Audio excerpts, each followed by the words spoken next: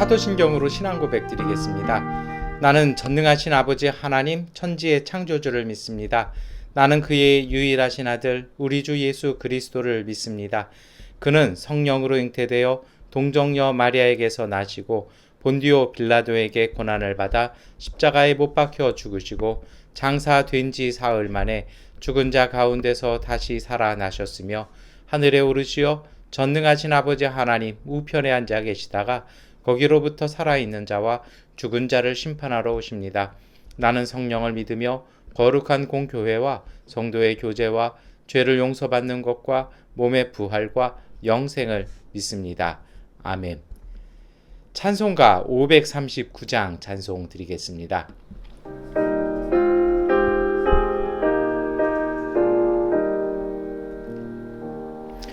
너 예수께 조용히 나가 내 모든 짐 내려놓고 주 십자가 사랑을 믿어 죄사함을 너 받으라. 주 예수께 조용히 나가 내 마음을 쏟아 넣어라. 너로 미리 보시는 주님 그 은혜를 베푸시리. 주 예수의 은혜를 입어 내 슬픔이 없어지리. 내 이웃을 늘 사랑하여 너 받은 것 거저주라. 주 예수께 조용히 나가 내 마음을 쏟아 넣어라. 너를 미리 보시는 주님 그 은혜를 베푸시리.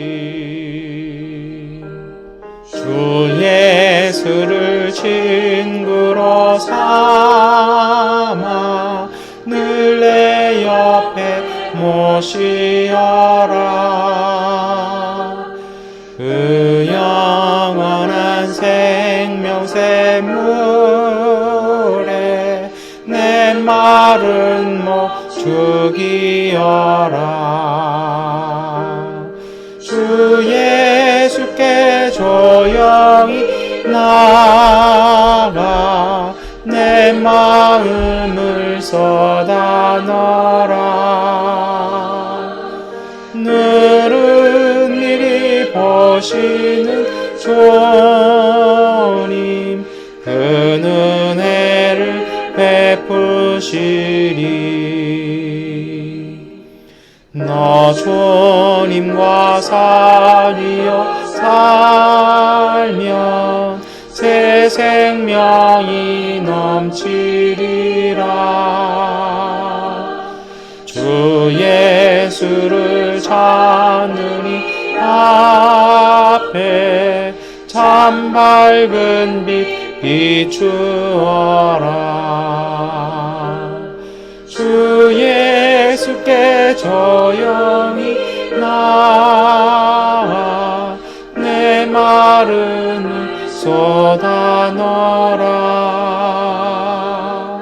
늘은 미리 보시는 주님 그 은혜를 베푸시리. 아멘. 빌립보서 2장 12절부터 18절까지의 말씀 세번역 성경으로 함께 읽겠습니다. 그러므로 사랑하는 여러분, 여러분이 언제나 순종한 것처럼 내가 함께 있을 때뿐만 아니라 지금과 같이 내가 없을 때라도 더욱 더 순종하여서 두렵고 떨리는 마음으로 자기의 구원을 이루어 나가십시오. 하나님은 여러분 안에서 활동하셔서 여러분으로 하여금 하나님을 기쁘게 해 드릴 것을 염원하게 하시고 실천하게 하시는 분입니다. 무슨 일이든지 불평과 시비를 하지 말고 하십시오. 그리하여 여러분은 흠이 없고 순결해져서 구부러지고 뒤틀린 세대 가운데서 하나님의 흠없는 자녀가 되어야 합니다. 그리하면 여러분은 이 세상에서 별과 같이 빛날 것입니다. 생명의 말씀을 굳게 잡으십시오. 그리하면 내가 다름질한 것과 수고한 것이 헛되지 아니하여서 그리스도의 날에 내가 자랑할 수 있을 것입니다. 그리고 여러분의 믿음의 제사와 예배에 나의 피를 붓는 일이 있을지라도 나는 기뻐하고 여러분 모두와 함께 기뻐하겠습니다. 여러분도 이와 같이 기뻐하고 나와 함께 기뻐하십시오. 아멘. 네, 오늘 우리가 함께 읽었던 이 빌립보서 2장 말씀은 사도 바울이 이제 우리에겐 옥중서신이라고 이렇게 알려져 있습니다만, 사실 바울은 이제 감옥보다는 그 로마 시민권자였기 때문에 이렇게 약간 뭐라 그럴까요? 그 자기 집에 이렇게 갇혀 있었던 재판 기간 동안, 그리고 형이 확정될 때까지 있었던, 그렇게 되어 있었습니다. 그러니까 재판을 두고 있는 그 바울의 마음속에는요, 사실 재판의 결과를 알고 있었어요. 무엇이냐면 로마 황제 앞에 서야 하고, 그리고 다시는 유대로 돌아갈지 못할 것이라는 것을 이미 알고서 정말 마지막 사력을 다해서 복음을 변론하고, 그리고 교회 공동체에게 신앙을, 그리고 그의 그러한 자세를 통해서 하나님은 하나님의 말씀을 우리에게 주신 것 같습니다. 오늘 우리가 읽은 말씀은 그 유명한 말씀이 있잖아요. 케노시스라고 알려져 있는 너희는 이 마음을 품으라 곧 그리스도의 마음이라고 하는 그리스도의 창가, 그 다음에 나오는 말씀인데요. 오늘 보면 사실은 이것이 복음의 정수이기도 해요. 가끔 보다 보면 이제 그러한 분들이 있어요. 뭐냐면 하나님이 이제 복을 이렇게 내려주시는데요. 저는 그렇게 그런 건 본 것 같아요. 뭐냐면 하나님은 정말 공평하고 자비로우셔서 모든 이들에게 같이 기회를 주시고 그 속에 은혜도 주십니다. 그런데 어떤 분들은 그 은혜를 잘 받아들여서 정말 더 큰 은혜로, 더 큰 감사로, 더 큰 열매로 받아들이는 분이 있는가 하면요, 또 어떤 분들은 그 은혜가 일시적으로 또 일회적으로 끝날 때가 있어요. 이것이 우리가 지난 주일에 함께 살펴봤던 달란트 비유에 조금 비슷한 것 같아요. 개인적으로는 가끔 그런 걸 볼 때도 있고, 저 역시도 그런 것 때문에 정말 이렇게 깨어 있어야겠다라는 생각을 많이 합니다만 참 어려움도 있죠. 근데 어떤 차이가, 그 차이에는 어떤 것이 있냐면 이게 깊이의 차이인 것 같아요. 예를 들면 이런 거죠. 어디 이렇게 정말 목이 마른데 어디에 이렇게 막 물이 흘러요. 그런데 사람마다 그 물을 이렇게 받아가는데 어디에서 이 차이가 날까요? 결국은 그릇이 깊고 그릇이 큰 사람, 그릇이 넓은 사람이 더 많은 물을 담게 되어 있습니다. 그릇이 작고 그릇이 얕아요. 그러면 조금밖에는 담아낼 수 없는 거죠. 그런데 문제는 뭐냐면요, 그 다음이에요. 처음부터 그 그릇이 크고 넓은 사람은 없어요. 다 우리가 하나님이 똑같이 하나님의 형상이고 하나님의 자녀들이기 때문에 출발은 다 비슷합니다. 그런데 어디에서 차이가 나는 거냐면요, 그 물을 받다 보면 정말 하나님이 주신 그 은혜를 이렇게 받고 그 물을 잘 보관하다 보면 어느 순간 내 그릇이 얕고 내 그릇이 작은 것임을 이렇게 자각할 때가 있어요. 그런 것을 깨닫는 분들은 어떻게 되겠습니까? 내가 이거 그릇이 너무 얕고 그릇이 작아서 이 물을 많이, 그리고 더 온전히 담을 수가 없구나 라고 생각하면서 어떻게 하겠습니까? 당연하죠. 그 그릇을 바꾸려고 하지 않겠습니까? 여러분, 오늘 이 빌립보서 2장에 그리스도의 찬가 다음에 나오는 이 말씀은요, 저는 이 말씀 같아요. 그리스도의 마음을 품으라고 하셨잖아요.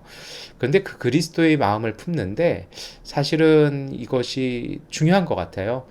이 본문을 우리 한국 교회에서나 사실 우리 개신교 쪽에서는 이야기하기가 사실 조심스러운 것이 있어요. 왜 그러냐면 우리는 믿음 믿음으로 말미암아 구원을 얻는 것이지, 카톨릭처럼 아니 뭐 어떤 그런 것이라든지 불교처럼 우리는 공동론은 아니거든요. 그러나 우리가 기억하실 건 있어요. 믿음이지만 그 믿음은요, 어떤 믿음도 있습니까?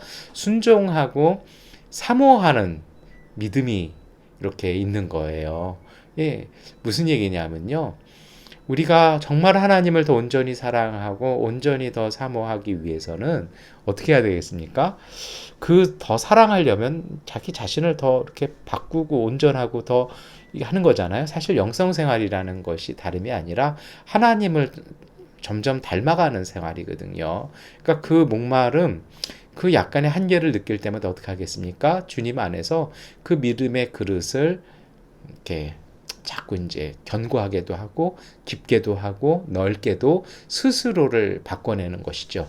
이것이 소위 말해서요, 성령 충만이고요, 성령님을 인격적으로 맞아들이는, 성령과 동행하는 삶이기도 합니다. 그래서 이것을 조명이라고, 일루미네이션이라고 그러거든요. 뭐냐면 하나님께서 그 한계를 보게 하여 주셔서 그 그릇과 그 넓이를요 바꿔내는 것입니다. 그래서 서신서에 그런 말씀이 있잖아요. 그 넓이와 높이와 깊이와 이 모든 것을 깨달아 라는 말씀이요. 참 놀라운 것은 그것을 바라보고 부족함을 느낄 때마다 하나님 바꿔주시거든요. 이것이 참 소중한 것 같아요. 여러분, 우리 이제 목요일 되었습니다. 좀 이제 한 중반이 지나갔잖아요. 이럴 대목에는 우리가 한번 특별히 11월 중순에서는 더 살펴봤으면 좋겠어요. 혹시 하나님께서 우리에게 정말 물 붓듯이 폭포수같이 부어주시는데 우리의 그릇이 너무 작고 얕고 이래서 이것을 온전히 담아내지 못하고 있는지 아닌지를 우리가 한번 하나님 앞에서 겸손히, 그리고 이 말씀 앞에서 우리가 겸허하게 돌아보았으면 좋겠습니다. 이것이 기도의 제목이 되었으면 참 좋겠다는 생각이 듭니다. 그런 것을 어디서 할 수 있냐고요? 자주자주 하나님의 은혜는 받아요. 감동도 받아요. 신비도 체험해요. 그런데요, 시간이 지나가고 나면 잊어지고 항상 제자리 속에서 멈춰 서 있을 때가 있습니다. 그럴 때는 어떻게 되는 겁니까?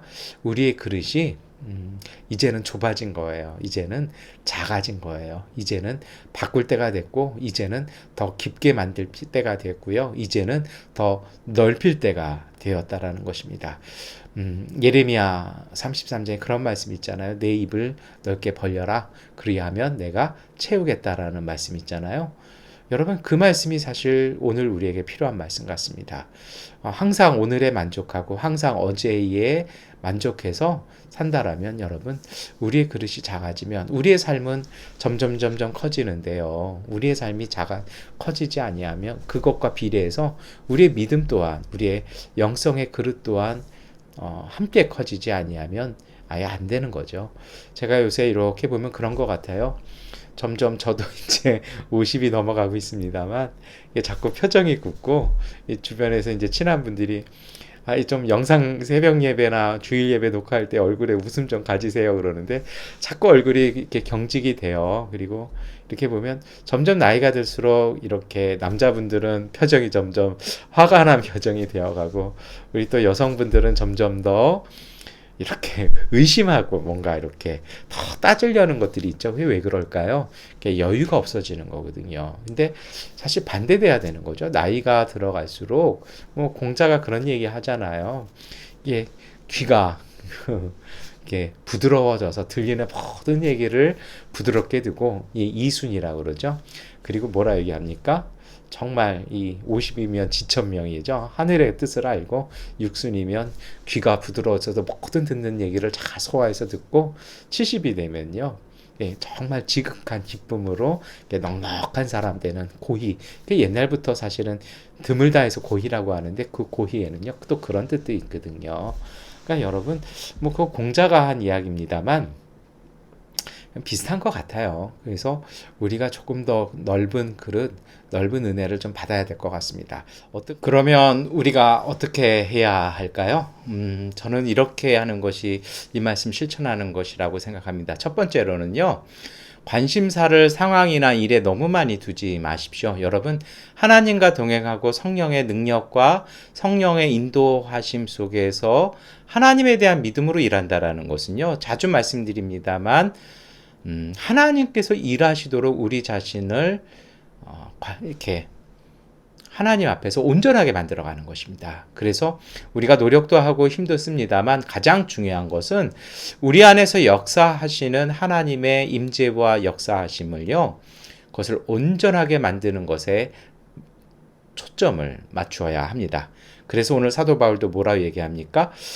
더 두렵고 더 떨리는 마음으로 자기의 구원을 이루어가라 그러잖아요. 그러는데요. 왜 그러냐면요. 우리 13절 말씀 함께 읽겠습니다. 하나님은 여러분 안에서 활동하셔서 여러분으로 하여금 하나님을 기쁘게 해드릴 것을 염원하게 하시고 실천하게 하시는 분입니다. 하나님은 오늘 우리 안에서 역사하십니다. 우리의 그릇을 넓힌다라는 것은요. 그 하나님이 역사하시도록 우리의 믿음과 우리의 성격과 우리의 감정과 우리의 믿음, 우리의 영성을요, 더 공교하게 만드는 겁니다. 어떻게 해야 할까요? 그것이 바로 14절부터 나옵니다. 가장 중요한 것이 뭐냐면, 불평 없이 하는 것입니다. 시비하지 않게 하는 것입니다. 생각을 바꿔보는 거예요. 뭔가 좀 불평할 일 사실 살면서 생기잖아요. 그런데 그 일, 불평이 아니라 그 일 속에 담겨있는 하나님의 뜻을 조금 더 찾아보는 것이고요. 시비할 것이 아니라 우리가 조금 더 사랑하고 덮어주고 그 모든 것들을 회복시킬 수 있는 것들을 찾아보는 것으로 보는 것이죠. 그러한 자세로 다시 한번 보는 것입니다. 그리고요, 어떻게 해요? 15절 말씀 함께 읽겠습니다. 그리하여 여러분은 흠이 없고 순결해져서 구부러지고 뒤틀리는 세대 가운데서 하나님의 흠없는 자녀가 되어야 합니다. 그리하면 여러분이 이 세상에서 별과 같이 빛날 것입니다. 세상이요, 온전하게 살지 못해요. 이 구조 자체가 이상하고요.